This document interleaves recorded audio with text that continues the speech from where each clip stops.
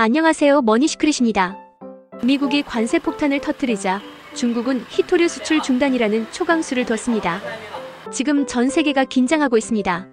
히토류는 반도체, 스마트폰, 전기차 배터리는 물론 군사용 레이더와 미사일까지 사용되는 첨단 산업의 쌀입니다. 그런데 이 자원을 독점하고 있는 중국이 수출을 끊겠다고 선언했죠. 이번 조치는 15년 만에 처음 있는 일로 사태가 장기화되면 글로벌 공급망이 붕괴할 수도 있다는 우려가 커지고 있습니다. 본론 1. 히토류, 왜 중요한가? 히토류란 이름은 희귀한 흙이란 뜻처럼 전기차, 반도체, 스마트폰, 그리고 군수품에 이르기까지 없으면 안 되는 자원입니다. 네오디뮴, 디스프로슘 같은 원소가 대표적이고 이 원소들이 전자기기 속 자석, 디스플레이, 배터리의 핵심이죠. 그런데 문제는 전 세계 히토류의 90% 이상이 중국에서 생산된다는 것. 심지어 히토류는 캐내는 것도 어렵지만 정제하는 건 더 어렵습니다. 방사성 폐기물과 중금속을 동반해 환경 오염이 극심하기 때문이죠. 그래서 이 더러운 공정도 중국이 대부분 도맡고 있는 현실입니다. 또 본론 2. 왜 중국이 수출을 막았을까?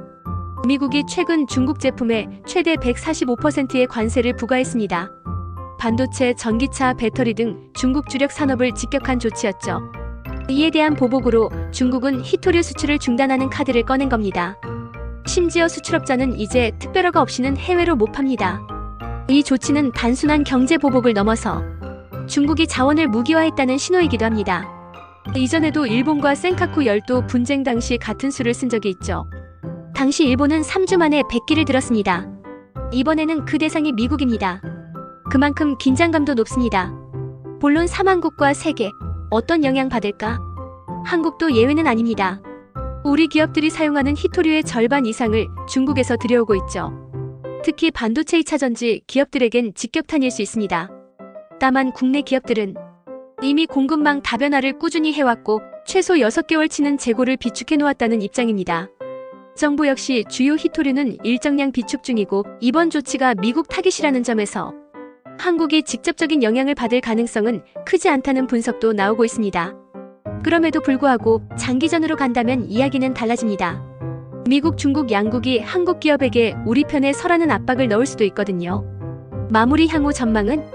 전문가들은 중국의 수출 제한은 최후 통첩의 성격이 강하다면서도 중국 스스로도 타격을 입는 카드이기 때문에 전면 중단보다는 협상용 무기로 활용될 가능성이 크다고 분석합니다. 앞으로 글로벌 공급망 재편은 더욱 빨라질 것이고 히토류를 둘러싼 국가 간의 자원 전쟁도 본격화될 것입니다. 지금은 단순한 무역 전쟁이 아닙니다.